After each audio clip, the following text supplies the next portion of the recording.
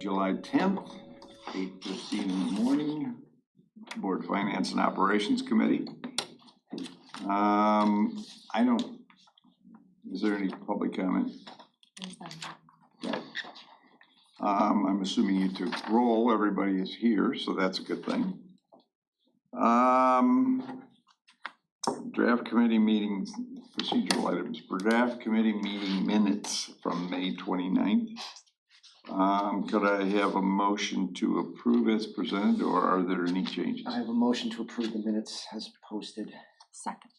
All those in favor say aye. Aye. Opposed? Okay, we're on to bids, services or purchases, capital projects. Saban is first. Saban, take it away. Yep, so this one, we enlisted the services of Miller Davis as construction management firm, so the bids went out in specific categories, so I'll let Paul go over that. Just a note, depending on when you looked at the packet, we had a $30,000 error. This, in the packet, the new number is, that we're asking for approval is $3,142,168, in case you looked at it before that. Okay. $2,000 error. Sorry. Okay, so Yeah. they corrected that. Yeah, on we there. corrected it, but didn't send it out again. I just made a Yeah, note that thank that's you. the corrected number, so. When we read it, I'll just make sure it's the correct number.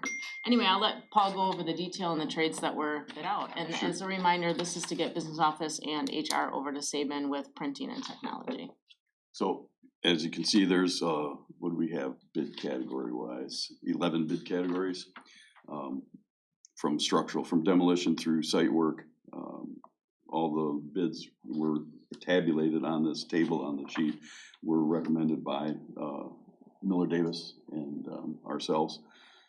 We're recommending acceptance of alternate number 2, which is upgrades to the parking lot.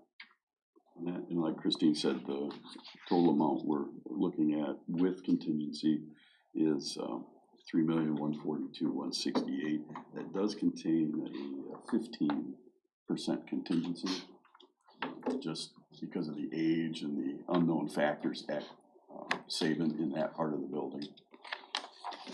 All of the bid tabs, information, bid recommendations are behind the memorandum. We got, we had really good response in the bid categories, at least 3 to 5 bidders in several categories, and it looks like we've got a couple of new contractors working for us that we haven't worked before. You know, we do, and we did do our due diligence with those. I haven't worked with them. Miller Davis had, so we did some research. They've used them on several other projects, like the Electrician. sticks out as 00 for the windows and glazing. So And I think the electrician's new too. the electrician Martell's been around. They just haven't worked for us. Okay. Are they based up here? They do have a presence here. Okay, but that's not their headquarters. They used to be Alpine Electric, but they bought Alpine Electric. Oh, all right. As it relates to the alternate that we're asking for, we need to desperately redo all the sidewalks there. And the parking, in order to improve ADA access, we're actually pushing some parking closer to the building. There's a big grass area with a sidewalk that is pretty far distance for somebody that needs ADA accessibility to walk. So we're actually pushing that a little bit closer and making one easement in and out instead of the 2 that exist currently on that side of the building. I would imagine there's some remediation to be done there. There is. And I'm assuming the reason not the reason we're remediating, but it wasn't friable while people are occupying the building, so, okay. We've done quite a bit over the years, especially with asbestos floor tile. Right now, it's actually just concrete. We've removed a lot of it. So we've done a lot of it, but there might be some interior. There's about 900 square feet of floor tile that's left to come out, and there's less than 100 lineal feet of some pipe wrap insulation. Oh, okay. I just had Otwell Mobby do an investigation out there and a report for me. Okay.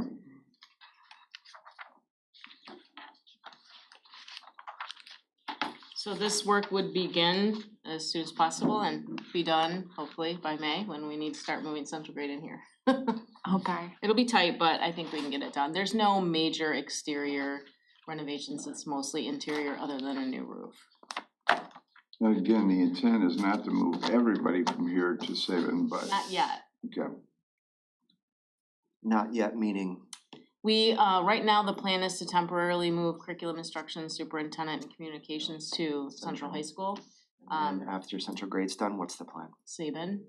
Everybody at Saban. That's the end goal, is to have us all together. That's obviously a lot to talk about in several years, so But that's the plan potentially a new bond, yes. as of today. Mhm.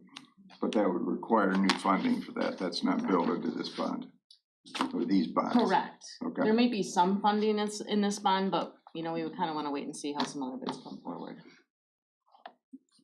All right, any other questions from, are we safe to move it on to, I would do Board? discussion because of the dollar amount, right, yes. that's what I was gonna suggest. Do you want a motion on these? Yeah, I'd just like to have something Okay, okay. formal. So I move that the finance committee approve, or I guess move the bid for Saban renovations in the amount of $3,142,168 with a 15% contingency to the full board for discussion. Second. Okay, all those in favor, say aye. Aye. Aye. Okay. We're on to bridge restoration, is that what I'm seeing? Yes, I'll turn it over to Paul. Basically, this one, we've had some settling in the bridge that goes over the creek at Traverse City High School, so he's been working quite extensively with civil engineers, structural engineers to see what the remedy is, and so he went out to bid recently, and he can explain what work will be done. Yeah, we saw some signs of settlement maybe a year and a half ago, not quite 2 years ago. And so we've been monitoring it, and then we got the services of a structural engineer and a civil engineer to come in, do some investigative work for us. And it was determined that the creek bed had lowered, the water level has lowered, it exposed more of the foundation around that bridge area. And so we started working on a solution for this while we continued monitoring it. So the solution we came up with is to stabilize it as is, using some helical piers. They'll drill down in, find support down about, they're thinking about 30 feet deep, and we'll span a beam across, tie that into the existing system, and then come back in and rebuild the protection around the foundations on the riverside there. Probably on both sides of the bridge, or both sides of the river, creek. Yep. Okay. So we bid this, we got 2 bids, Grand Traverse and Walton. There's a little bit of a discrepancy between the bids, but we're pretty confident with Walton Contracting. They've done this kind of work before. They did the work out at the pier out here. They do this all the time. And they were instrumental in part of our survey work and design of the solution for this project. So we're recommending award to Walton Contracting in an amount not to exceed $154,485, and that also includes a 15% contingency.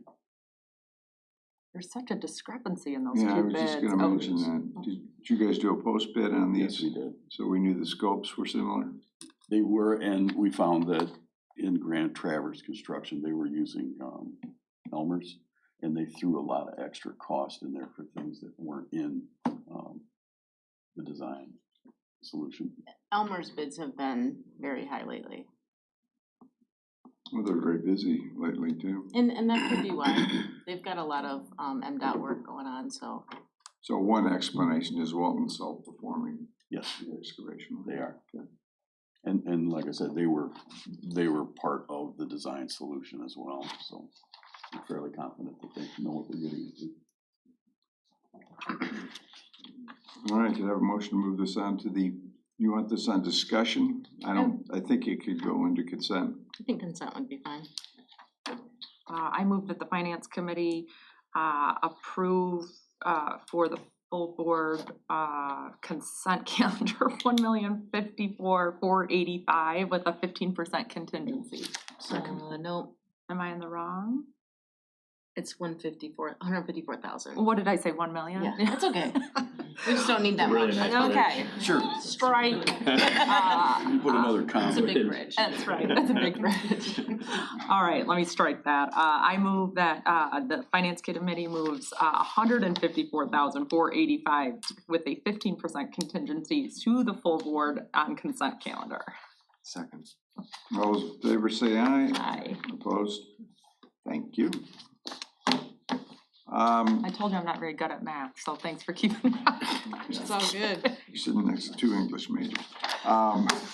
Central High School. All right, so now for the little bit longer presentation, and Ben Berger, principal at Central High School, and John Sonneman, the voice of the Trojans, are both here just to speak on behalf of some community input that they've received recently as it relates to some of the options we've been discussing. So in the memo, I do talk about a couple of options. We're kind of at a crossroads. Let's turn it on, sorry. As it relates to moving forward with design. We're hesitant to spend too much on design on several different options, so we're looking for direction from the board, not necessarily on which option we're definitely doing, but which option you'd like us to go forward with the architect and engineer firm on design. So option one, this was the original option talked about quite a long time ago. We're not doing any demolition, we're strictly renovating the existing 1958 gym and the 1968 gym which are currently both below grade. So there's some pros and cons to that. Obviously, there's respect for the historical nature of the building and some just history as it relates to using that facility and not making major changes. However, there are significant challenges with ADA accessibility. I know both Mr. Berger and Mr. Sonneman can talk to some of those issues. This one, if we only renovate those two spaces, the other things that aren't being done are, so in the beginning of the memo, I did describe some of the project goals and we've discussed that with the board. One of the major concerns is safety and security and trying to get a single point of entry. So as you look at option one, we're strictly upgrading what's existing. We're not improving ADA access. We're not able to create a new secure entrance vestibule for main office that becomes a single point of entry. Right now, I think you know that students are coming from one or two parking lots, plus we have the bus loop on the fire lane way in the back. So we have students kind of going to every single area of the building, so there's no single point of entry or single supervision for students as they're coming into school or dismissing. The other things would be, it doesn't increase the number of regulation courts and it won't provide a dedicated wrestling room. So we're simply upgrading 2 regulation courts and we will then just have 2 regulation courts and a practice court. As you know, I think you know the 2008 gym is not regulation size, it's practice only. As it relates to disruption, obviously we would lose the competition gym for a season for basketball and volleyball. That really is in 2 of the 3 options that might not be avoidable. But there's very creative options for how to handle that. I know Justin has talked about some options with Mr. Berger as it relates to trying to provide some opportunities for seniors that year if they are displaced. And then supervision during the day, this doesn't create any improvements to supervision. So when you look at the building right now, when you look at where, I don't think the actual pointer works on the TV, but if you look at where the lockers are, which is way to the north of the existing competition gym, and then the lockers for PE, which are to the north of the 2008 gym, it's very hard for 1 or 2 PE teachers to have supervision during the day of all those students. So it doesn't improve that. It doesn't improve supervision during the day when you have students accessing the 2008 gym, the weights and conditioning room, and the gyms. So what does it improve? The existing 2 buildings. But I mean, is it just aesthetics or is there? Systems, systems, bleachers, the floor, everything. It doesn't, we can't make that floor bigger to get 2 regulation courts in there and 1 competition. We can maybe get 3 feet, but it's not enough to get the actual sideline that you need for an MHA SAA regulation court. Yeah.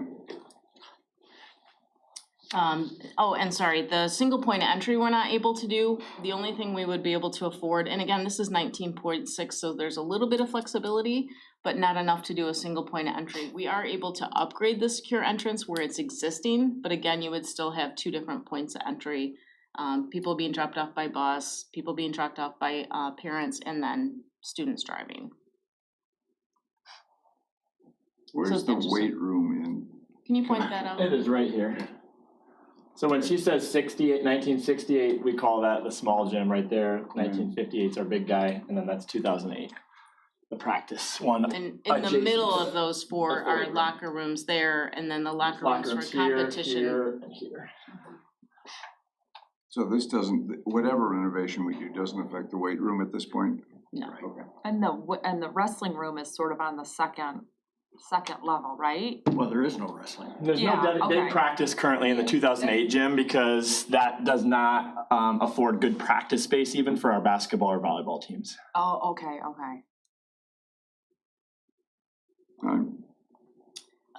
So that concept, I'm just trying to show the impact of the site here with the parking lot, cause one of them does drastically impact the parking lot.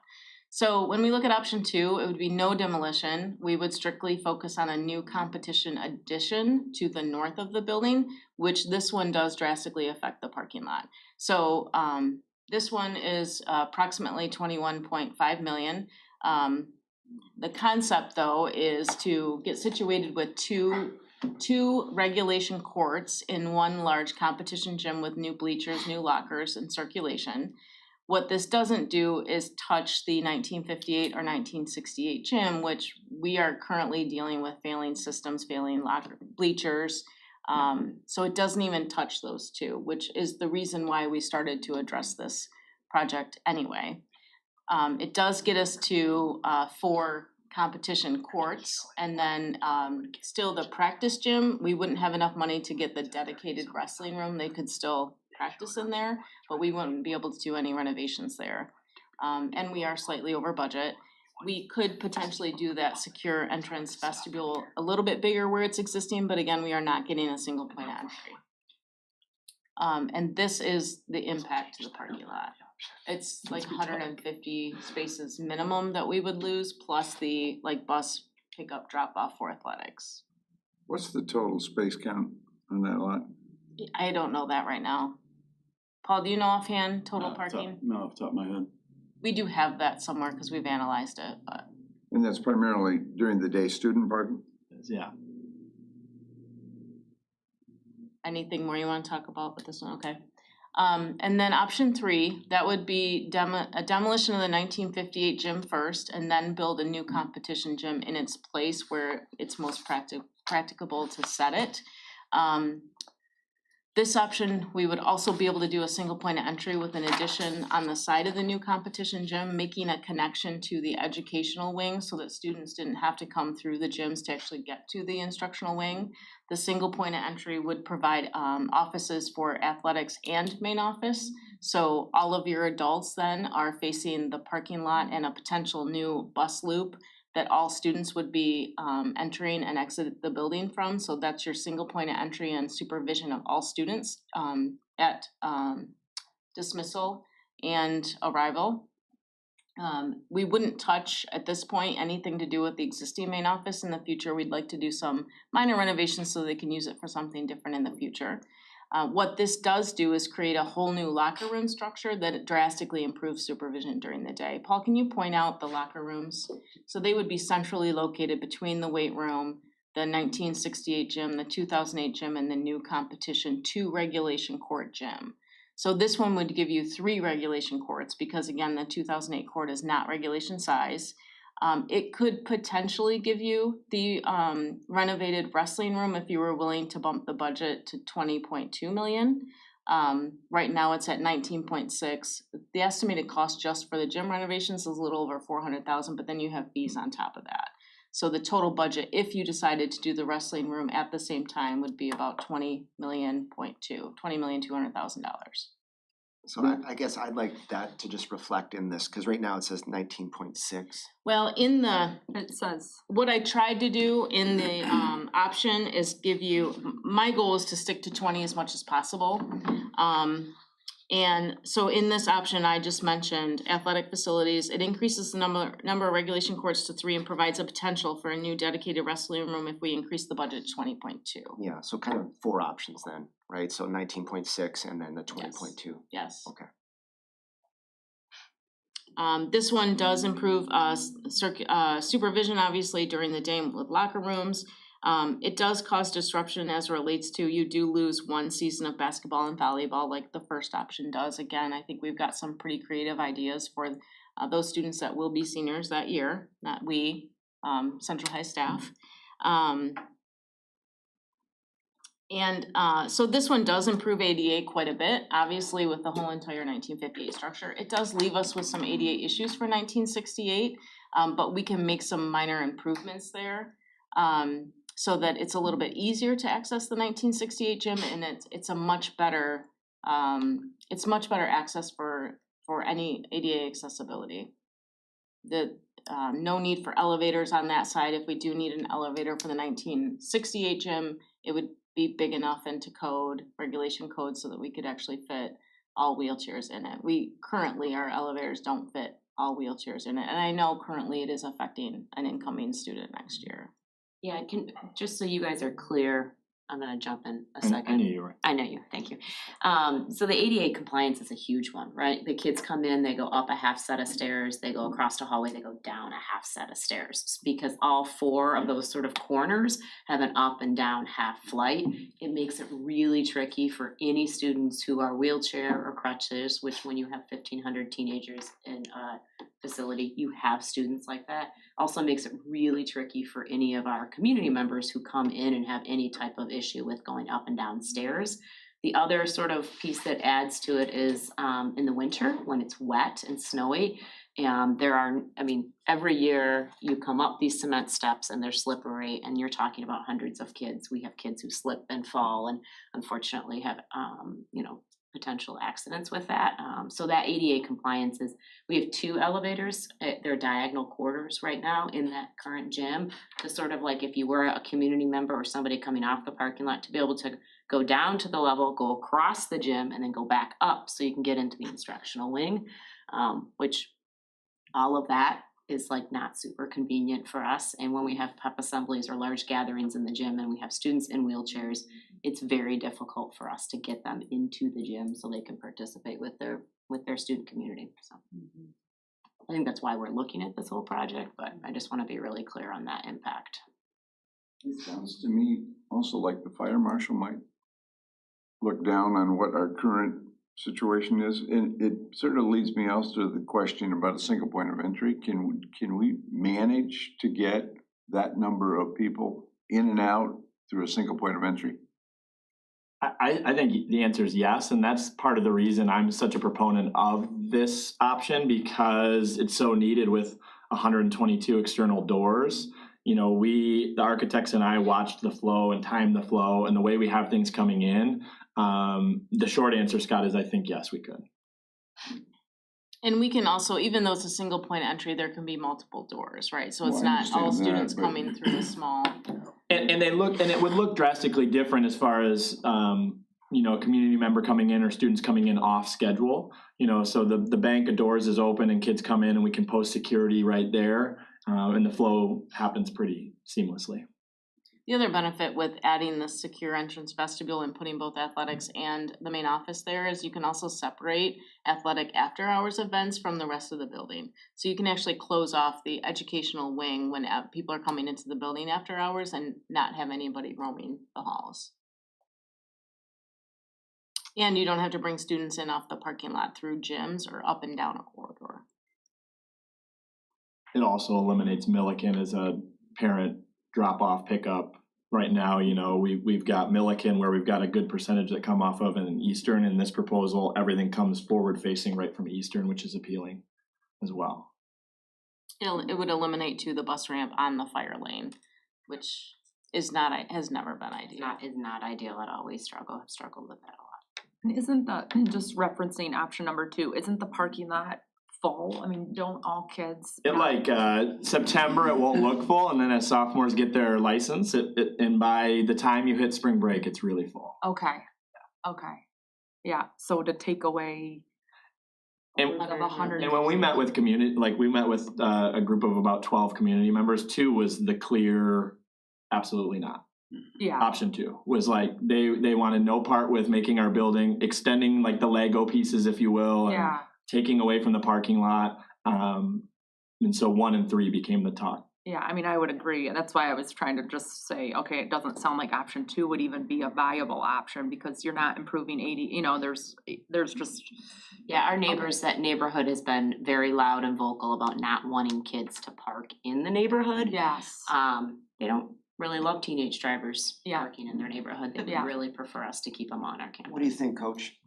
Well, back when I started, the kids didn't drive. Were there cars, John? We tethered the horses out there. No, not really. I agree. I don't think two is a viable option at all. But I think that, and for nostalgia reasons, it's hard for me to part with a place that I've worked in for 60 years. My first classroom was in what is now the hallway behind the big gym, between the big gym and the 68 gym, which at that point was designed to be a swimming pool. So anyway, That's why it's built. I've been there for a long time. And I agree that, the old gym, the present gym has character. And what I don't want to see is just a big box. I think that I'd like to, in some way, to see the design to preserve the character of the gym. It's been the best spectator gym, certainly, in the north, or one of the best, for a long, long time. It's been there for 70 years. And I'd like to see something, but it has its limitations. And my wife always points out that she has difficulty coming to see an event because of the handicapped inaccessibility. Right. So it needs changes. And I understand that the changes really can't be made with the existing structure. Those nice bleachers that everybody likes are concrete. They've got nice backs on the chairs. That's what people like. But that's impossible at this point, I think, in a new facility. Now, I do have some ideas about design too that I'd like to see, but they're probably way beyond any kind of expense that we want to incur. Well, I appreciate you being here, Coach, and I hope that you'll come back on Monday night, and hopefully we'll get you a nameplate to right here at the table. But I'm fine moving this forward. I'd recommend removing option 2 for Monday night. I'd also recommend adding bullets to Jesse's point around, currently there's ADA is not mentioned. I like the bullet points. So I'd add a ADA bullet point, and currently safety is not really mentioned, security, I guess. So if we're having people slip and fall, that would be another bullet to add. And I'd also recommend adding a 4th option for the $20.2 million option. Just discussion wise, I don't think we should remove option 2, because if other board members say, well, why don't we just build a blah, blah, blah, blah, blah, then we can say, well, we looked at it, here's our plan. I'm assuming they're watching this, right? And we just heard 12 community members said adamantly no, and you just brought up that parking's an issue. So I'm fine leaving it in, but I'd be surprised if that gets everyone's support. Yeah, I mean, I would too. I just think, just to show that the work was done and why it's not the best option, I think is also good part of the discussion, in my opinion. Do you want to talk about moving a recommendation forward that lists the options in our order of preference? And we could say that. I don't think so. I mean, I think we've had this discussion in April kind of already. And I think and to save time here, we just move it to Monday night. I mean, I think it's gonna be another long discussion, but I would love to hear from these 12 community members. I've yet to hear them speak or have a. Ben, would you mind just giving a summary of the discussion and what was talked about? Yeah, I think, and Mr. Sonneman definitely hit on it, is that we had our coaches were adamant number 3. They say pull the Band-Aid, like we can figure out for a season what to do, but they want the increased court space. And so from an athletic standpoint, they're for that. One of the other things with our current flow was the gym court takes so much more wear because of people sloshing in through there. And so they were for that. The community members were alumni of Central who are prominent business owners or, deeply connected either through their kids playing sports or being involved. And they, much like Mr. Sonneman, were very sad at the idea of losing the character of the building and from nostalgia of current teams wanting to come play in our gym because it appears different and has more character than, your generic box here or your generic box there. There may or may not have been comparisons to other sides of town, but we tried to steer clear of that. Their biggest fear was if number 3 they liked because of the ADA and the single point of entry and the safety. Everyone's absolutely, I agree with that. What makes it hard in talking in our circles was what will the design look like? Because the fear would be with limitations that we would just get we would lose the character and have a box. And so everyone was on board, and Ty will try and get them here Monday, but it was on board with that. With knowing 3 is the best option, but really having some uncertainty and wanting some voice in how we could preserve aspects or ensure that what is built there embarks a new tradition. And so that's what Dr. Wagner and I talked about. I'm not asking for you to prove this is concept only. It is not design. It's boxes and square footage. What we'd like to do is move forward with a visioning committee like we've done with schools to really talk to members about what is important, what is the character, what is the nostalgia, so that we can make sure our architects incorporate that into the design. And then at some point, the architects would come forward with a few designs that the board could have community input on before making a final decision on, yes, this is what we want, go out for bid. And just so I'm clear, when you say option 3, Ben, is that with or without the wrestling room? With the wrestling room. Okay. Yeah, with the wrestling room. That was a big part of the original. I support moving this forward to Monday night with some of those recommendations that I spoke of. And again, to talk about we're at 174 of our current 180 million, I believe. And, as we move pieces around and I think to look at the big picture of, because I do support Coach with the design and not a big box, but that will take money. But of course, as we move around money from the bond. There is make definitely compromises. things that we can do that won't exacerbate the budget. It might not be exactly what we want, but we could still leave opportunity for the future. And to be clear too, this also is the contingent on another 2028 bond project. This isn't. This is not. No, none of these are. I was asked to remove that. Oh. That is a future conversation for what next. That's different than April then. Yes. Ah, I'd love it to be tied to the conversation so we could talk about what next. good to know. But the conversation could be, okay, so maybe in the new bond, we deal with the ADA accessibility of the 1968. Maybe we tackle the 1968 gym in the new bond, demo that and create a 2-court regulation, so you get your 4 courts, and then we already have the wrestling room and we can do some other improvements. So that would be the recommendation. And Ty, I asked her to take that out after talking with Ben in the conversation. I think there was a little confusion. We actually did kind of approach with the community group that way, and they're like, wait a minute, what money's from where and how? And so I felt like it was best just for right now is to concentrate on the money we have and what we're trying to do right now. But I think that future plans and the board giving some vision of that would be great, but right now we're just trying to focus on that to not have any. That was tough for them to say, what, you want us to make a decision on these 3 and they're all $15 million over the budget. Yeah. Why can't we go 20 million over? And they were very excited about raising more money to get all the asks. So I think to simplify it, it was. Yeah. And in all honesty.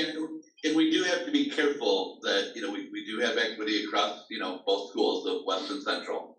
And so to, all of a sudden come up and raise another 8 million, for a gym on one side and not the other, there's a careful thing we have to have there. But I think, as I kind of, explained to the board in my last update, I think our goal is to create that visioning team. I think Christina will do a great job putting them together and can we blend as much of the history and the venue that captures that with the money we have to where we can get everybody to feel good about where that is. That's our ultimate goal.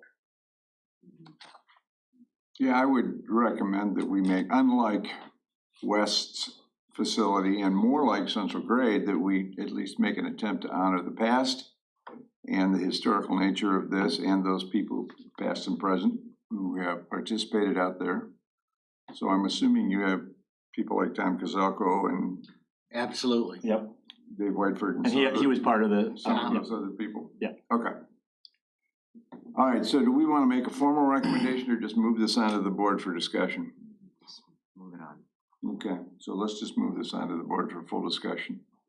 And just as a side note, not to go on too long, but in all reality, this project wouldn't even start until the spring of '27. So it could look like phases and two different bonds, but it also could be seamless. If we have a portion of the new bond, depending on when we go out for that, it actually could be seamless as far as construction goes. Because you wouldn't be able to do the 1968 until this new one was done. That's gonna take some time.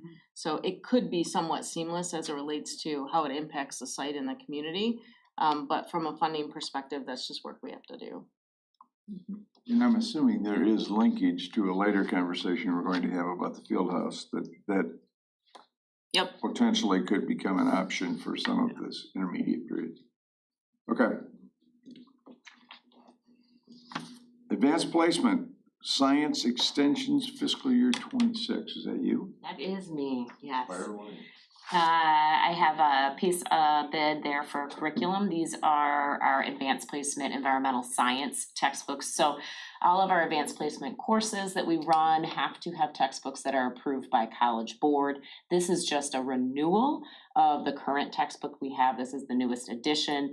The enrollment in this course from both sides of town this last year was 179 students. This next year we are projected to have 200 students total at both high schools enrolled in this course. It's a very popular AP course.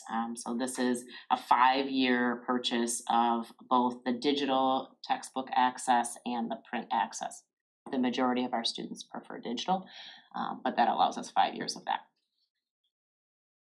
Both approved by the 2 teachers that teach the course, well, the 3 teachers that teach it too. This is what they want to stay with, so. Okay, so we didn't vet other options particularly on this, We did not. Our results have been really strong in this area. The teachers are very happy with it. It was just a matter of their current book, which was the version 3 edition, had run out. We don't have any more access to it, and they asked, we wanna stay with this, can we renew our contract with them and go with the newest version? So that's what this is for. questions? I watched the curriculum meeting Tuesday. I don't think this was, did this get discussed or did I miss it? Not the textbooks, they always just come here. Always. We talked about the results of the course, yeah.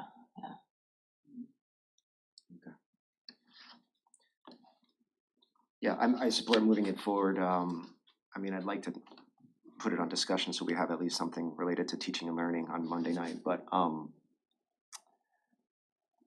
Do you want to make a motion that we It's gonna be a move long this? meeting. Pardon? I mean, I know, but I mean, we got nothing for teaching and learning again. But not that this would talk about teaching and learning, maybe we, because there was a great discussion Well- Tuesday, It would be in Scott's report out. Josie's report out. Scott's No, report out for for this. finance. For finance. We simply approved the purchase, but yeah, I'm assuming Josie would talk about something that was. Anyways, we can put it on consent. I will make a motion for a 5-year online lease for this advanced placement environmental science extension in the amount of $38,982 with a 10% contingency. Put that on consent. Second. All those in favor say aye. Aye. Opposed? All right, is this Tyson's? Yes. Trucks? Yes, sir. Yes, we are requesting to purchase 2 vehicles. One all-wheel drive 2029 Chevy Equinox, and both of these are on my deals, so they're both already bid out for us. So Consortium pricing. consortium, yes, All right, as in Michigan, yes. and not yours, okay. And then a 2023 Sierra pickup. It's a double cab 4-wheel drive. It was ordered before by other organization, and when we asked about the 2025, they said they had 2 2023s, still brand spanking new. The My Deals are pretty much cookie cutter vehicles, so it's everything we were asking for, and we save a few $1,000s on a 23 instead of a 25. We're requesting also to purchase a cap, or it's pretty much informational that when we do get the pickup, we're gonna purchase a cap for it too with bond funds, where the other funds are coming out of operational funds. So the total cost would be $76,942 with a 10% contingency. Tyson, will you just explain why the different pools of money there for the cab and then the, just, Christine Yeah, would be so better capital off. bond funds cannot be used for vehicles other than school buses. However, the accessories for the vehicles, because it's equipment, can be purchased with bond funds. okay. So we can purchase the vehicles with general fund, which we have an annual allocation.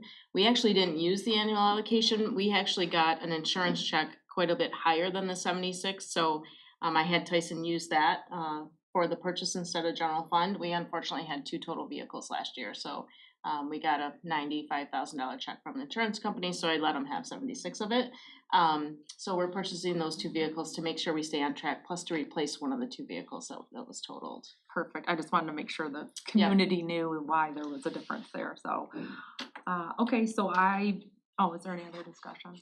I was gonna make a motion. Okay, I move that we approve the cost of the vehicles for $76,942, which includes a 10% contingency, and move this to the consent calendar. Second. All those in favor say aye. Aye. Opposed? That's all you had, right, Dyson? Yes, it is. All right, thank Thank you. you. Okay, now we're on to the multipurpose field house. Okay, I'll talk about that. So the board has provided a memo to the board. Earlier this year, when we had a presentation with the board talking about beginning to work with a group for fundraising for a indoor practice facility, working towards a multi-purpose field house. We have been working with a group of the now called the Northern Michigan Home Field Alliance. If you go to that next slide for me, if you will, in the presentation. This is the group, so it's a group of community members.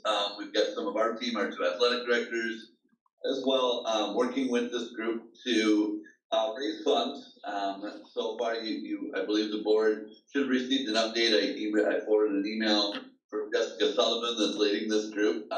So far, the group in their really quiet campaign, their goal is to be able to try and get 70% of what they're looking for, really before doing any kind of public push. That's very common in the philanthropy world. If you maybe saw Inland Seas, for instance, just put out a large campaign and showed that they had about 70% of what I want to say about $11 million they were trying to raise, and I think that they had reached the 70% mark, and they went public with it.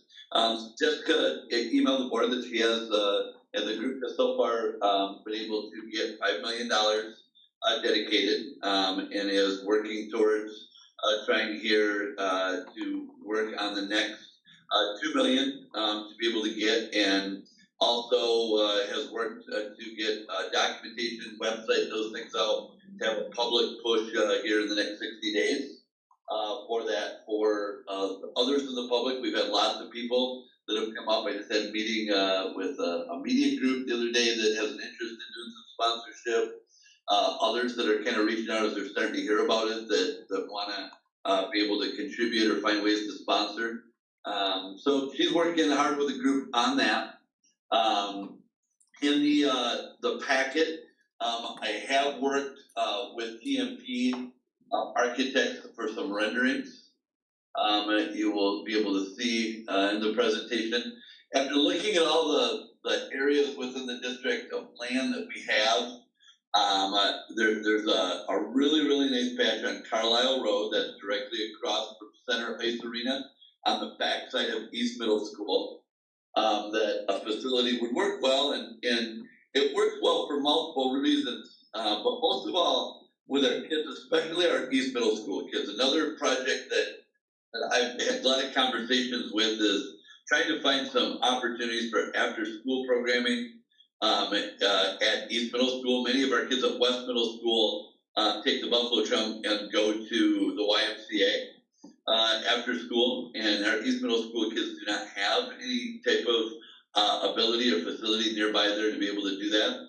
So that's one, as Ty has mentioned a lot in the past and advocated, something that as we've worked towards this, that I've thought a lot about, that site affords that. We have a trail that actually is cut through and partially paved and partially bridged that goes right through from East Middle School to this area.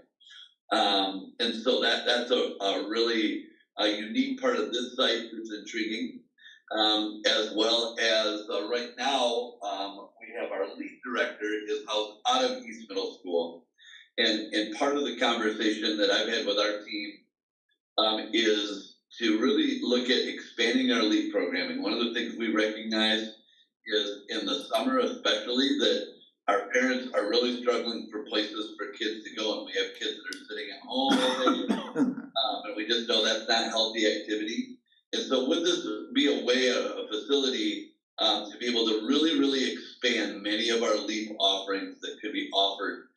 You could even do things like a drone program in the summer with kids, many STEM opportunities, as well as extracurricular athletics, robotics, so many things that we want to try and make it truly multi-purpose. What can we do with flooring options? What can we do with all that? So really interested in, after I've talked to a lot of people in the community of what the needs are of our kids, what is it that we can do with that? So we put these renderings together that would just kind of show a little bit of what that has a multi-sport court in it. It could be a tennis. We could have our ways. Lincoln, for instance, and if Lanny has a court that is volleyball and basketball that can go over that. There's lots of ways that you can go about in design of trying to make it as multifunctional as you can. There's everything from a high jump and pole vault, long jump in this, and track. And so, trying to make it as functional as possible to serve as many of our kids for different activities is the conversations that we've had. Also in the memo, I had provided the board a 5-year pro forma that shows the business model for the facility.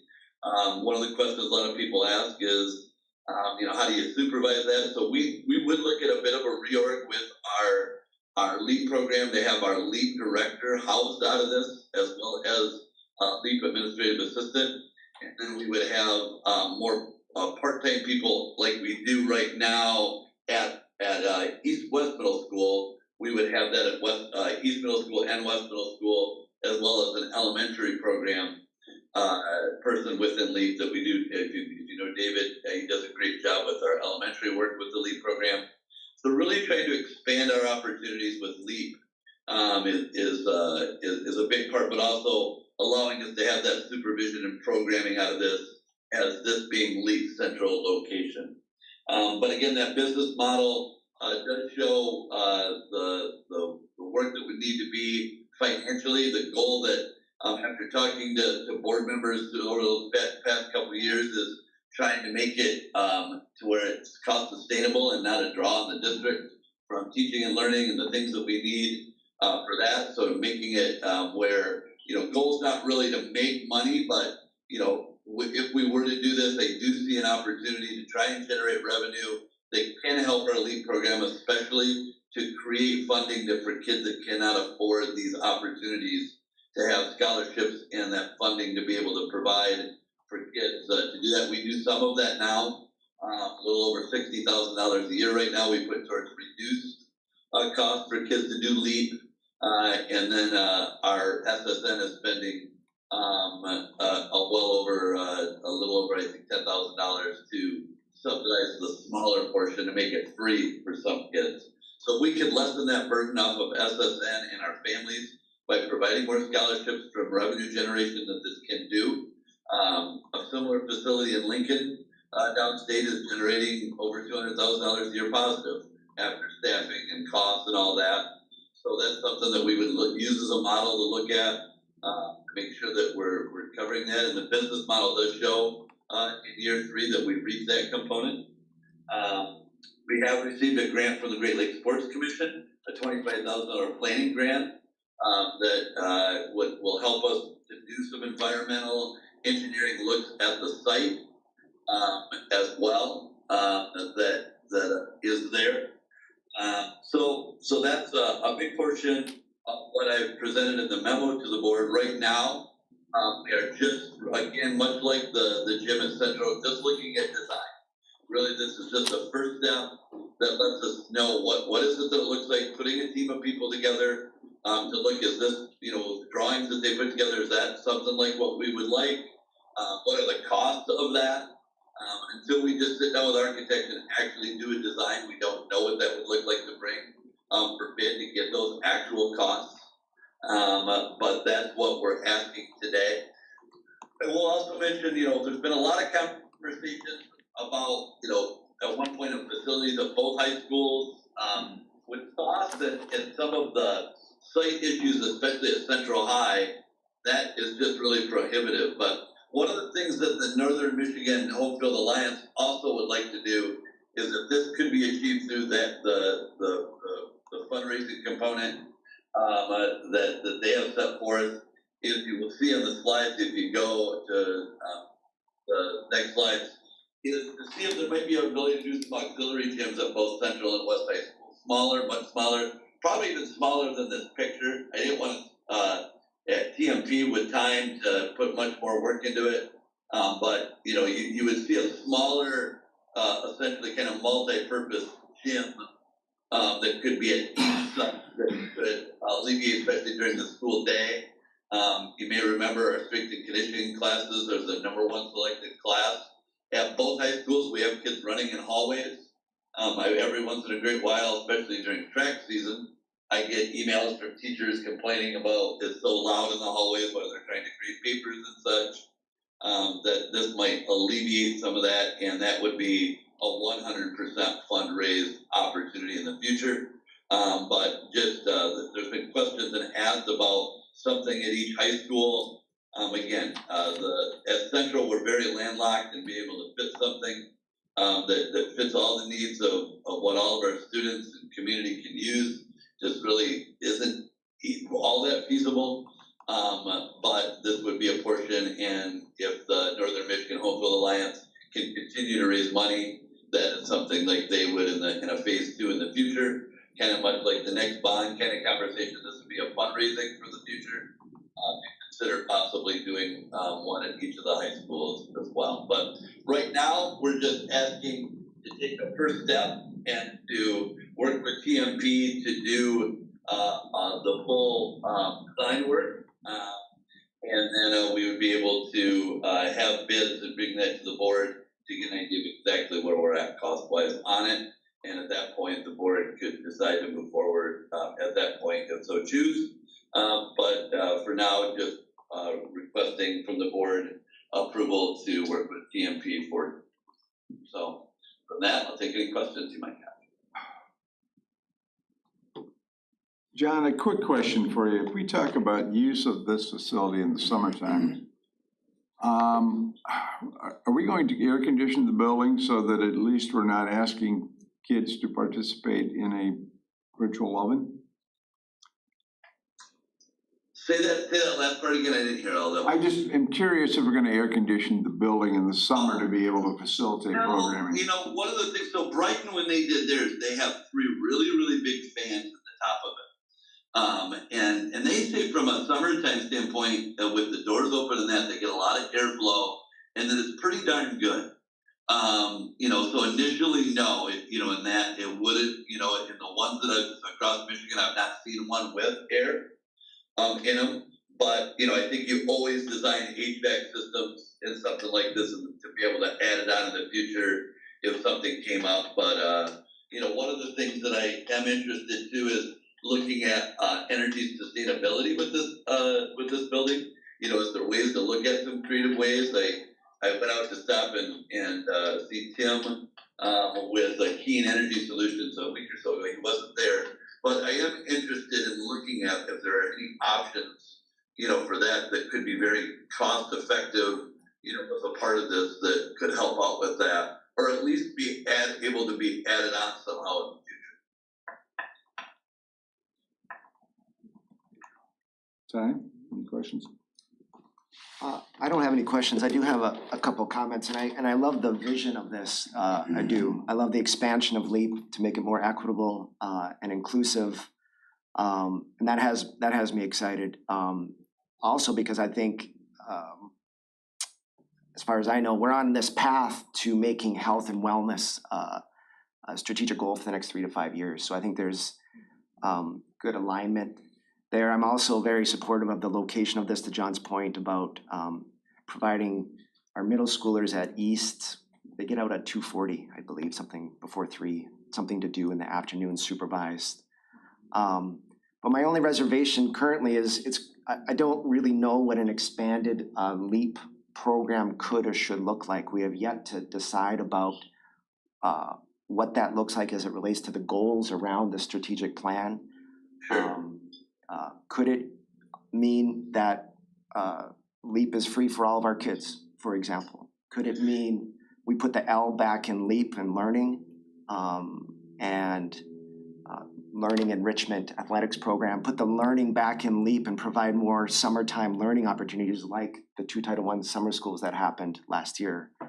So I think until we know specifically about the goals around health and wellness and closing the opportunity gap, and there's an internal debate going on now about the board's role with helping develop those strategic goals. So I would propose suggesting delaying this for 1 month until we approve the strategic plan at the end of August, to know exactly what these goals around health and wellness are, and then we can help design this facility that I think the facility is awesome, but I think the broader picture about access to after school and summer opportunities from our kids furthest from opportunity, I think is something I'm excited about, and hopefully I'm able to help guide some of those goals for the next 5 years.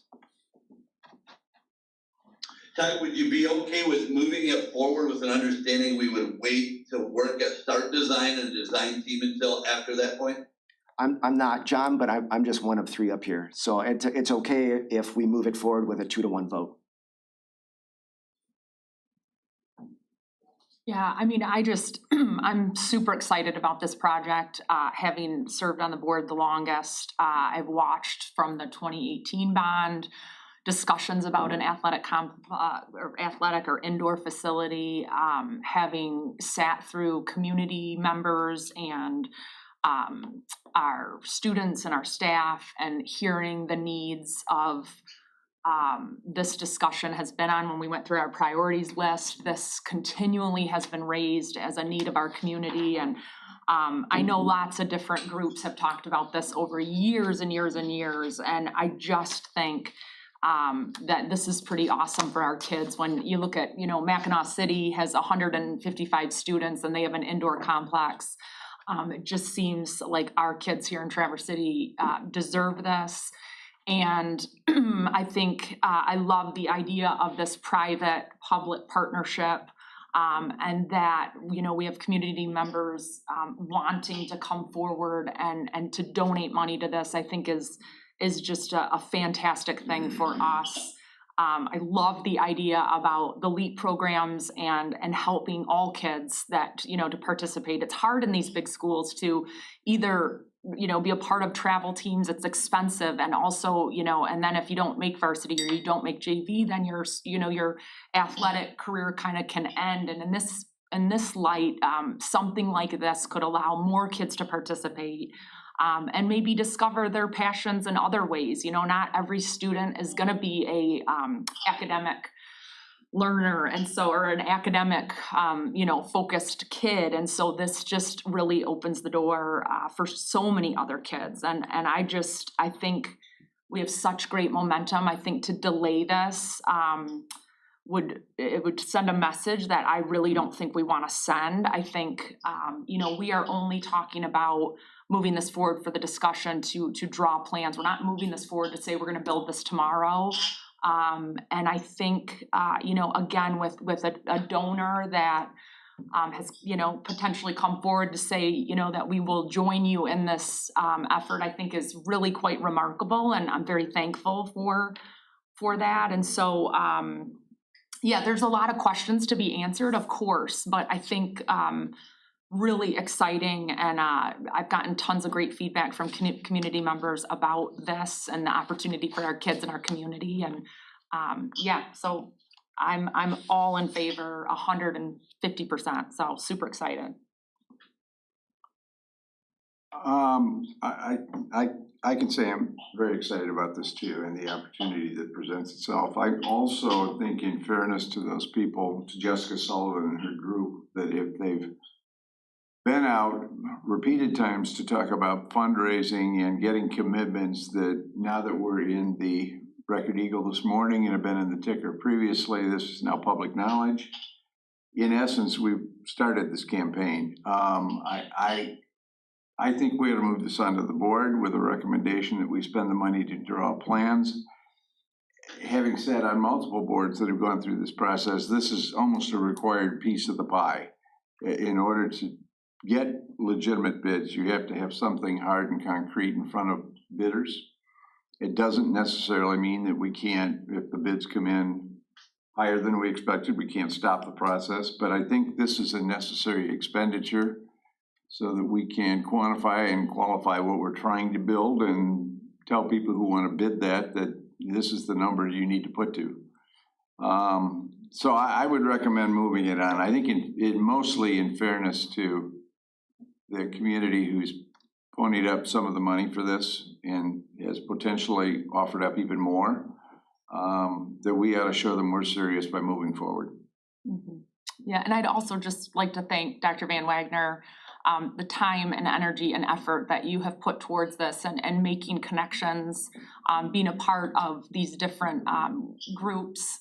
Just really thank you, thank you, thank you. This has been a discussion within TCAPS for so many years, and it just always kind of never happens. So I'm pretty excited, if you can't tell, but I just want to say thank you, truly. And Jessica, her leadership in this has been phenomenal, and it's been a really great partnership that, I've been a part of a lot of these conversations, and so just thank you. So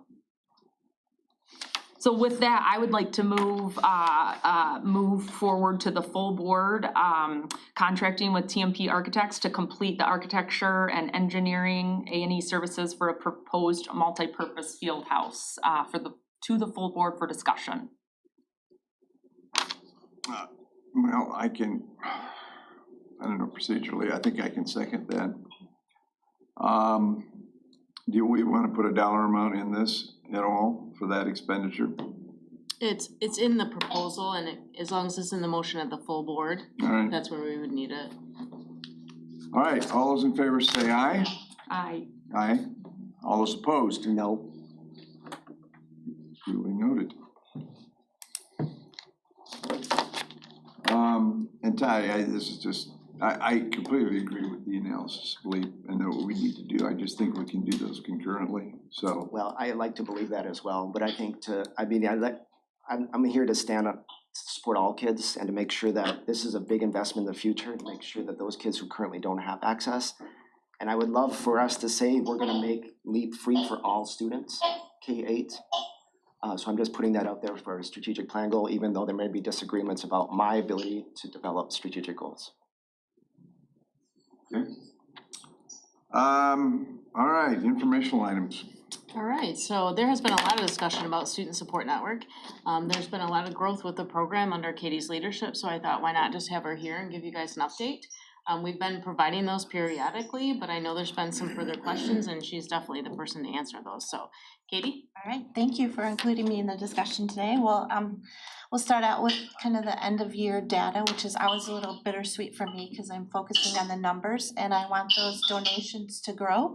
But in return, I want the awareness to grow, but then I see that student number go up and it's a red flag to me that those are students and not numbers. So that's always a little bittersweet. So we did have a large increase this year in total number of students served. It was over 1,500 students accessed the Student Support Network. That's multiple times that they reached out for resources and over 1,500 individual students. And that doesn't include school supplies or anything that we will submit directly to a classroom. So if someone asks for healthy snacks or things like that, we don't count that in that individual count. So of that 1,525 students, 423 students this year were experiencing homelessness that were enrolled in TCAPS. And I broke it down there. If you're not aware of the McKinney-Vento is a federal act that protects the educational rights of students experiencing homelessness, and they define it a little bit differently. It's if they lack a fixed, regular, and adequate nighttime residence, as compared to the federal definition for housing and urban development, or HUD, is if they're literally homeless and on the street. But with the educational component, those students are broken down into unsheltered, which would be in campgrounds, cars, sleeping outside, and then the shelter, of course, would be our Safe Harbor Emergency Shelter for those that are 18 and over, or the Goodwill Shelter also includes Women's Resource Center. Transitional housing includes those that might be farm workers and they're living in a transitional situation until they move on to the next place, or it could be people who were in those shelters and have now moved on to a transitional living situation before they get permanently housed.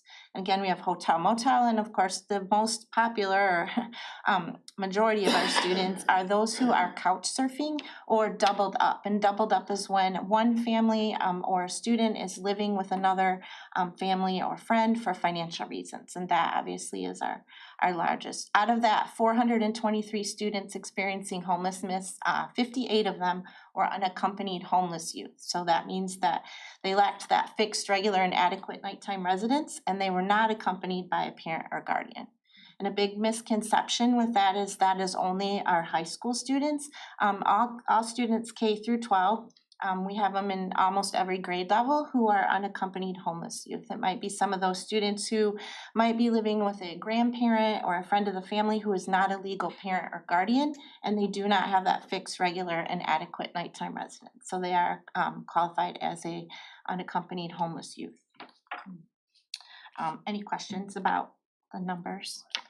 And so then one of my goals for the past 3 years of having this program is, one, to increase awareness in the community for 2 reasons. One, so that we can increase the amount of revenue that's coming into the program so we can assist students, and also to increase awareness, most importantly, with families so they understand that definition and are able to reach assistance and be identified. So I'm proud to say that we have more than doubled the amount of donations that we received.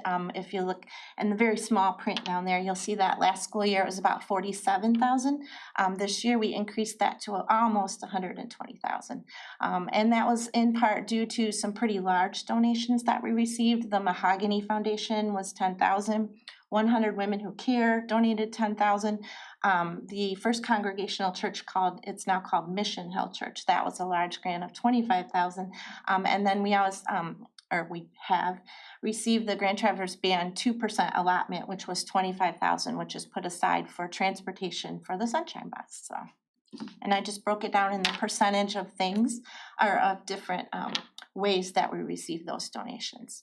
And your name's not up there on all your hard work that you've done. Yeah, I'm the Double. 0.1 FTE from the general fund.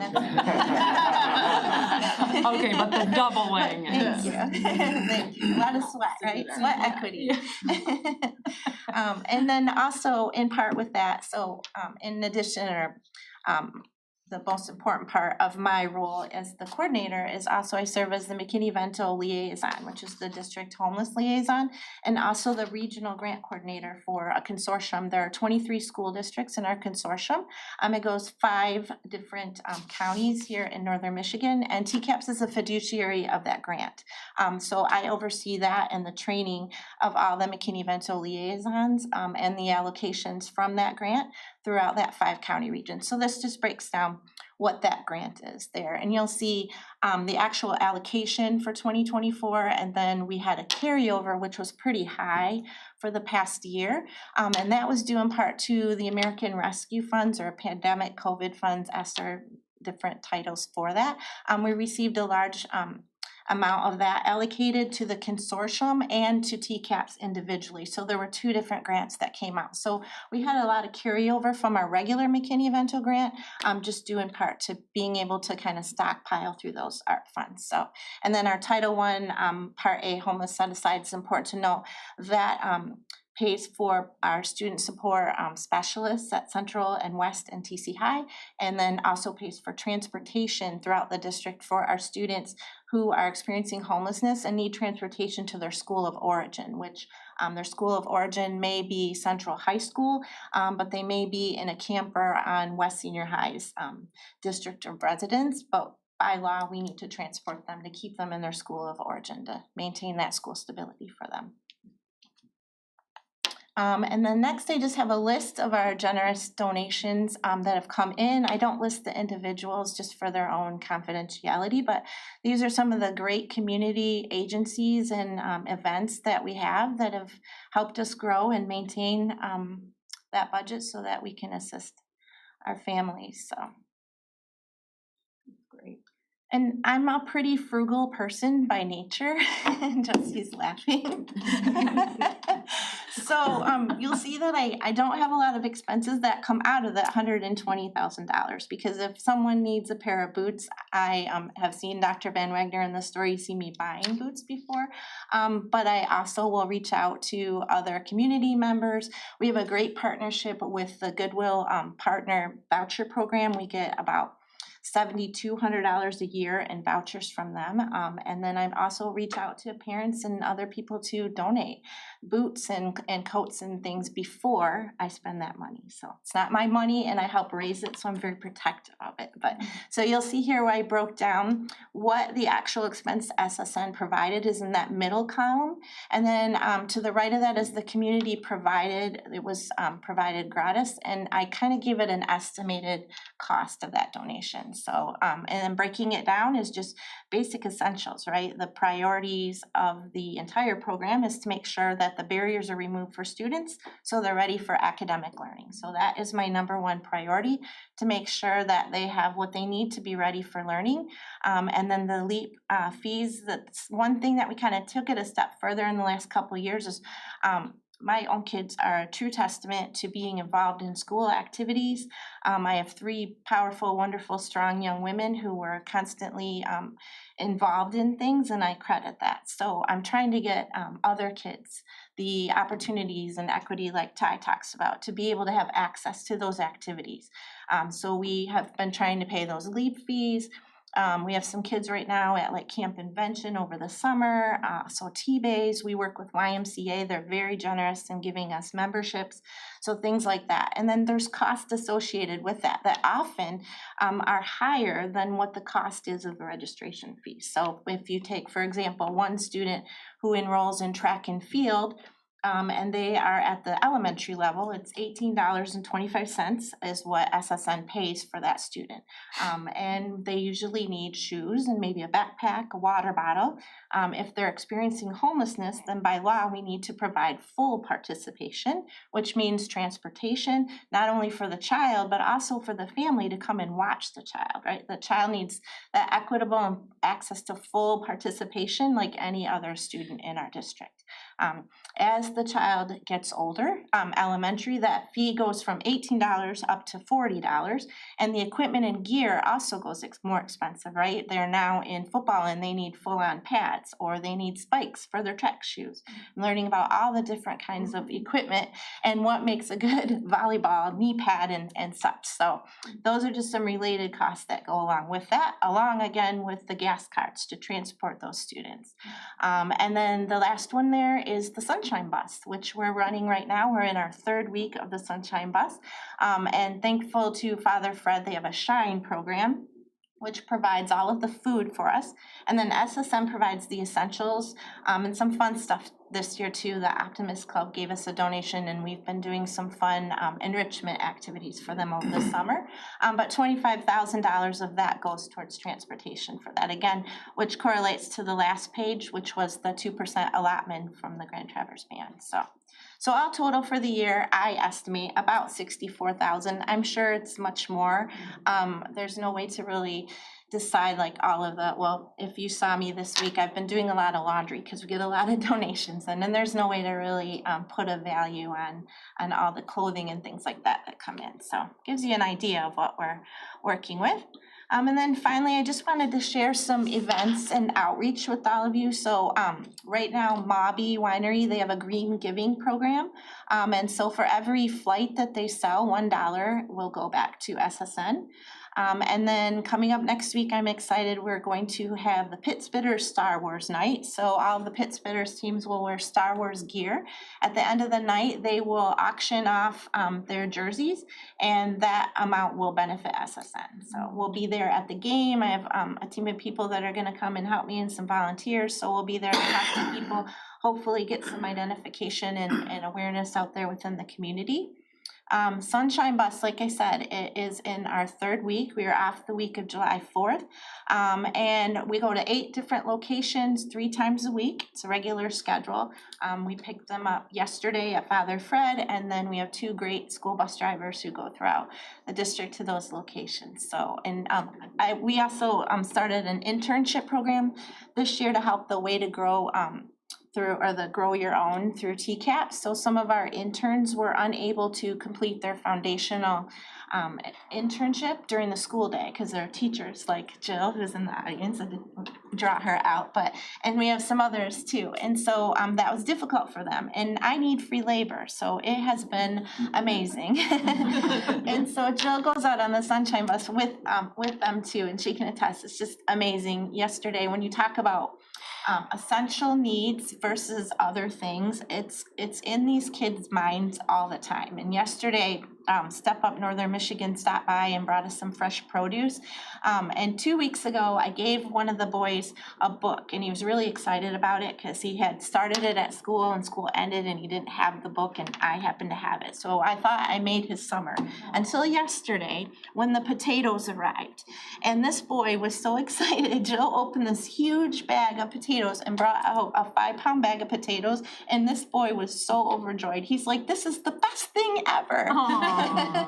So it's really cool to have these outreach events. For me in particular, I love being around the kids, and I'm used to working in the schools, and I miss that. So it hits it home for me where it's not that number of 1,500, it's individual students by name. So finally is just the back to school pop-up shop. So that is a free shopping event. We have about 50 students signed up right now already. It's by appointment only. It runs 2 days in August. They come here and they get their back to school shoes, socks, undergarments, clothing, whatever that may be. And it's gently used and brand new things that have been donated. So that's it on Student Support Network. Katie, would you mind, I know sometimes we get some donations of some things that we might not need. Can you just talk about your preference on donations, how to receive those? Sometimes we also run into some storage issues, so can you just talk about what that looks like just in general? Yes, absolutely. We take new and gently used items, usually on our website. With the new website, they can go to if you would like to be a donor. And we keep an up-to-date spreadsheet or a list. So like right now, I have a back-to-school supply list up there that tells what the essential things that I've surveyed from teachers of what they need. And then a big misconception is, and I appreciate all of the effort, but when people just bring clothing in or things that might not be, like in the summertime and they bring winter coats, it's wonderful, but they could take it to a nonprofit or another thrift place because we don't have the storage for that. So it is seasonal items, much like I know like at Women's Resource Center and things like that, they'll put out a thing on social media saying we're not taking this at that time. So it does get difficult, and we do pass it on to our community partners. Like I said, that Goodwill gives us the voucher program, so we're happy to donate things on there. But yes, and right now we are at capacity with winter things, so thank you. All right, thank you, and thank you for the work you're doing. I mean, it's a critical need, and you're doing a wonderful job trying to address it. Thank you. I just want to say thank you. Just hearing you speak and your passion, I get a little teared up because really thank you for everything you do. I appreciate it. So. Yeah, I mean, I'll just comment that it's always been important work, and I believe, again, if the board decides to make equity and closing the achievement gap a priority at the end of August, it will become even more important. And so thank you for the goal of Absolutely. awareness. I'd love the goals to also look at like these 1,500 kids, you know, are they on track to graduate? Are they reading at grade level? Yes, You know, how do yes. we as a body make sure that you have the resources and you feel confident? And in my mind, as we talk about standing up this new foundation, like how, and that's not a conversation for today, but I'm sure there's internal discussions about how we talk about the differences between the foundation and the student support network. So anyways, thank you. Thanks. I really appreciate the recognition for Katie because this is a program that was started quite some time ago, but it was nothing like what she's developed now. Mhm. And her, I mean, she just always goes above and beyond, sometimes a little bit too much. We have to control how much she actually works, how much she drives around. And her husband also helps, so we appreciate him as a Yes, volunteer. yes. But she has just taken this program and run with it. She has excellent relationships with the community. She has a heart and she cares and she tries her very best. And she's grown this substantially. So I too want to thank you for Thank your you. work. Thank you. I had a good base. You know, I remember when Dr. Van Wagner came in and it was one of my big frustrations because the different entities, no one was talking and no one knew what was coming or going and it was really hard to figure out those needs because it was just so, and that was one of the first things that I remember him doing was hiring Katie and really trying to set this up so it's much more efficient and easier to identify needs and then how to fill those needs. And there's so many community members that want to help, they just don't know how. And so I think the SSN really allows for those people to come forward and so you've just done such a remarkable job, so. Thank you. I appreciate it. I appreciate everyone's support. All right, capital projects? Just a short report of a couple of items that we're working on this summer. I'm being facetious because we have a lot of projects going on. Paul, if you want to go ahead and. Well, I was gonna offer, we're on a high note right now, so if you wanna end the meeting here. it's- Yeah, there we go. Yeah. All right. Our trained performance management contract continues. This is West Senior High, and they're using the commons areas for staging for equipment and materials. And that most of those boxes you see are some of the hundreds of heat pumps that are being replaced at West Senior High this summer. This is what a lot of the corridors look like right now. Ceilings are out, and the heat pumps are being put in place, as well as the lighting upgrades that are going on out there. And continuing on the performance side of things, at some of our elementaries this year, Blair, Westwoods, they haven't started Silver Lake yet, but those 4 schools that are very similar, we're replacing all the unit vents that are below the windows with vertical unit vents in the corners, and we're gonna redo how the air is distributed in the classrooms. We're going to a vented system, so we're distributing across the rooms instead of all the heat and air at the windows. Right. And that, so, and this is some of the work they're doing there, taking out the Modern old concept. vents, cutting new vents in. Under window. Boilers are being replaced. This is one of the old boilers. This is at Blair, and they're widening the housekeeping pad under it for the new boilers. And these are the new boilers that were put in place at Westwoods. There's 2 of them in there, high efficiency clear fire boilers. And this is East Middle School. This, if you'd seen East, I didn't get a picture before they did this, but there is so much piping and equipment and things that we're taking out of this space. It's amazing to see it now, how empty it is. And there's 4 brand new boilers in there to replace the 2 that were there. Can you talk a little bit about the efficiency of 4 separate boilers and staging those versus one large boiler that you're heating constantly? Right, so the way we've operated boilers in the past with the 2 is that one will come online and it'll run constantly and be online, and then the other one would only come on in the really cold months and that. And we found running them pretty efficiently over the years. Our staff does a really good job of doing that. So we'll run the smaller boiler pretty much full time and then bring on the larger one. With these, they cycle through, so you're not running just one, they're all running, and as they are called upon for heat or heat's called on, the next one will start up in that, so we're not It's constantly not a running. manual process of going to start up a whole other boiler, it's electronically calling for it. So. One of the other projects that's going on is bleacher upgrades. This is East Middle School with no bleachers. They were all taken out. These are the new bleachers going in. And some of the elementary schools, I'll show you. So I just wanted to point out that capital projects aren't the only things that go on in the summer in our buildings. We do a lot of maintenance work as well. This is one of the maintenance projects, is resurfacing, refinishing the gym floors. And this is started right after the new bleachers got put in. And these are the elementaries getting bleacher upgrades as well. They're taking the old ones out right there in Silver Lake. The Cortade gym has been removed already, and they're supposed to put the new ones in next week, starting first of next week. Lockers were upgraded at Blair Whoa, So much better. and so nice. and Cortade. All brand new lockers in both of those schools. One of the things we do now too, is we put an extra shelf at the bottom so that kids can put their boots and their snow stuff in at the bottom, and then still put their books and papers and all that where they can reach them and not have to reach to the top. It also helps with ADA access too, so It is. all of the lockers are ADA accessible instead of having a few. It's an ADA requirement, but we found that it would work so well that all of them are that way now. And then with music classroom partitionings that we're doing, we've taken out the folding partitions that were between our art rooms and the music rooms. And we're putting in a double stud sound attenuating wall to separate those two classrooms. West Senior High. This is the circulation project.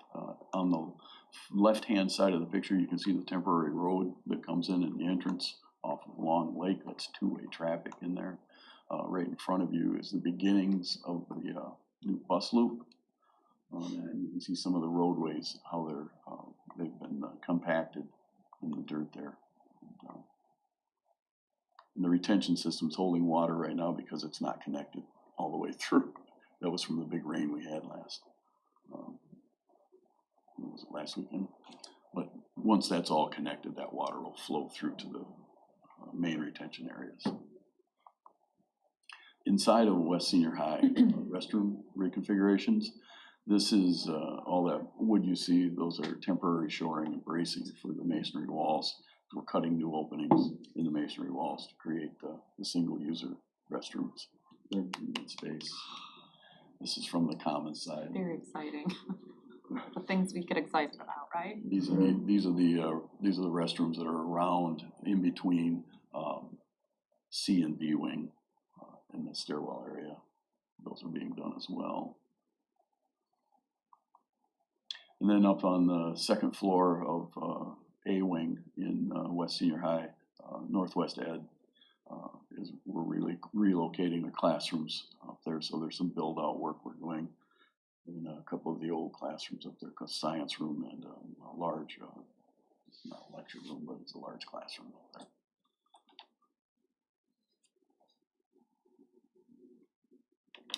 Oh, too fast. Traverse Heights. Traverse Heights. Traverse Heights is moving right along. We had a meeting, progress meeting yesterday. They're on schedule. Said it again. Oh. Things are moving. We're not supposed to talk about that. Yeah. So you can see framing's up. They're starting to put the skin on the outside of This the is building. the 3 classroom edition. This is the 3 classroom edition, and there it is. The cafeteria expansion is ready for the steel. The steel's sitting on the other side of the parking lot right now. Erection should begin early next week with that. That looks to about double the size, huh? Pretty close. Pretty close, yeah. Yeah, pretty close. This is back around the classroom addition corridor through there, getting redone. And then we're adding a bathroom between 2 of the existing classrooms, they'll share it and that, so it allows us to use for early childhood and kindergarten classes in there by adding that bathroom. Good. Good. Yeah, Lots I of don't stuff. recommend going to West Senior High. It looks, I drive by it a lot, it's very, very, very active. A lot going on. Yeah. Okay, thank you. Well, Yeah. Sustainability Committee report out. Okay, Yeah, he is there. So this month, we unfortunately, we had quite a few people have to cancel at the last minute, so we only had 3 for most of it. We did have an additional person be able to come in, but we did have a facilitator from Northwest Ed come in, and we went through the plan to work with our committee to create a 1.0 of a sustainability action plan for the district. We have 2 subcommittees that begin to look at our vision and mission and what that should look like. We talked quite a bit about the Michigan Green School application. One of the things that we're trying to figure out is the capacity to do the evaluation that's needed in that in each building.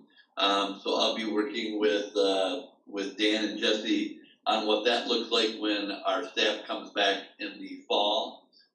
The applications are due in March for the Michigan Green School.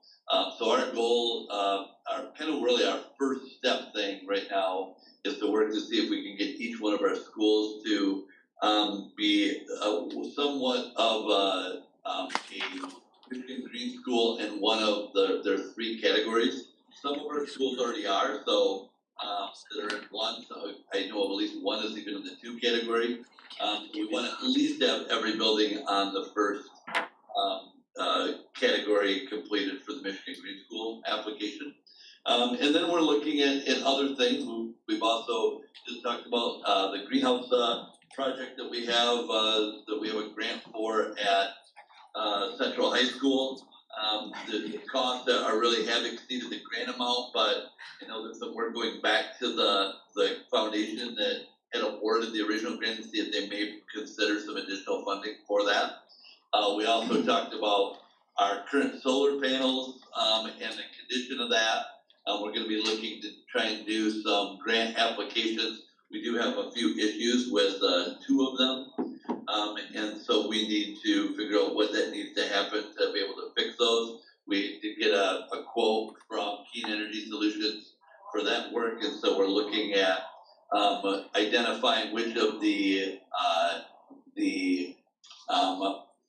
power companies are that those 2 are in to see if we might write grant applications to the utility provider to see if they may help us in some support for the cost for repair on those and any future plans. And so quite a bit of work with just like I said, 3-4 people there kind of late. And we are meeting again next month, and we hope to have a larger group there to be able to work with Marianne, our facilitator, to go through finishing that mission and vision, as well as begin to identify some potential priorities for our 1.0 sustainability plan. So that's my update. Thank you. No questions? Okay, thanks, John. Thank you. Finance, Christine. Wish I had more of an update as it relates to budget. We are working through our audit for the 24-25 fiscal year. We had field work in June, and they'll be back in August to do some final cleanup, and we do present that to the board in November. So we'll know a little bit more about how we actually ended. It actually takes a while to close out the year. I don't have any updates. I know there's a lot of talk about federal funds and some losses there. I think you might remember that we lost the grant from the Grand Traverse County Health Department. It was about $360,000 last year, so we won't have it this year. And I believe our current school clinic is at risk of or has lost funding, so they're looking for some other options. So we definitely are being impacted to the tune of what number, we aren't quite sure. Just waiting to hear. On that point, and maybe you don't know yet, waiting to hear, but in the paper on Monday, there was talk about the feds holding $157 million from Michigan, including a lot of the funds for economic disadvantage, so Title II, Title 4A, Title for B, Title III for English learners, Title IC for migrant education. Can you guess if that's gonna impact us? Yeah, those are funds that Sandy Lowe and I work on what's called the consolidated application. Our Title I funds, we've been told, are not increased, and that goes towards students who are by the census data labeled living in poverty. Those we think and we anticipate receiving as normal. We receive over $1 million in Title Is. But yes, as of this exact moment, we had budgets ready to go for Title II, which is professional development, Title III, which is our English language learner students, which, by the way, we could receive even more in that category to service that population. Our Title IV, our McKinney-Vento, which Katie Kubish works under, we have been told that none of that federal funding is coming to us.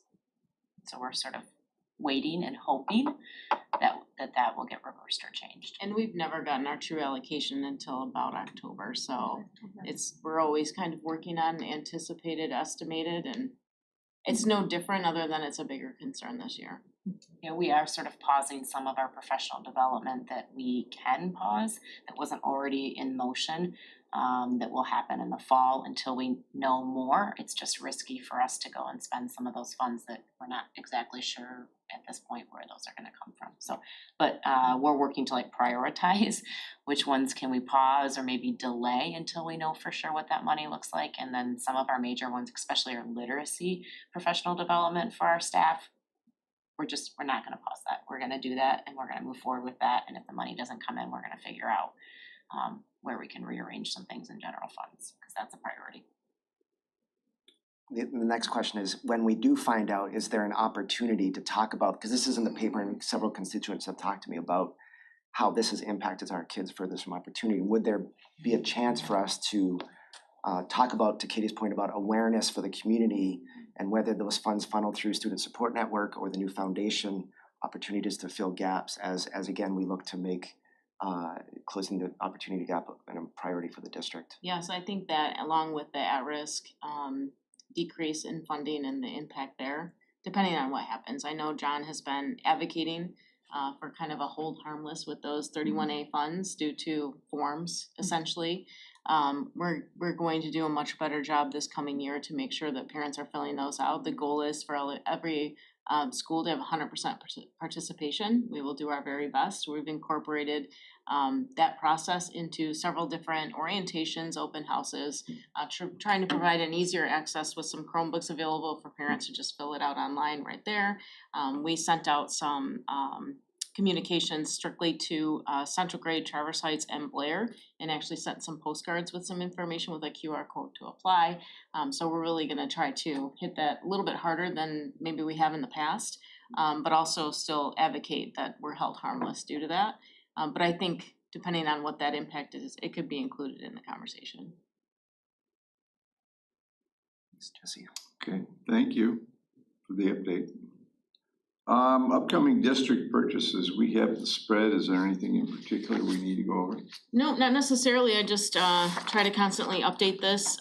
West Middle School renovations, we are very close to having a overall design plan. We're currently working with a company called Wenger, who does storage and equipment for music.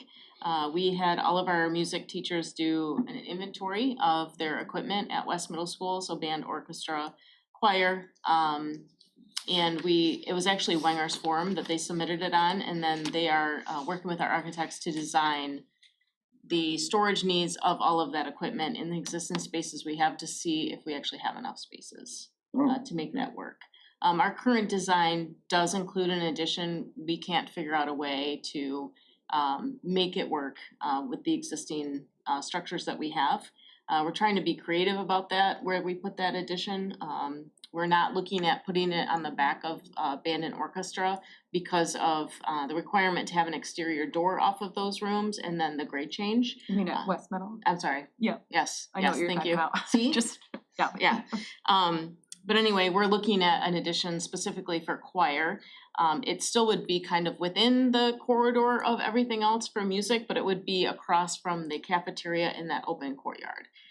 So that's what we're currently looking at. The budget's expected to be a little bit higher than what we were thinking, but I think we're on the right track to make sure that we have the needs and using the spaces the most responsible, reusing the spaces, reutilizing spaces as best as we can. So we're getting a little bit closer.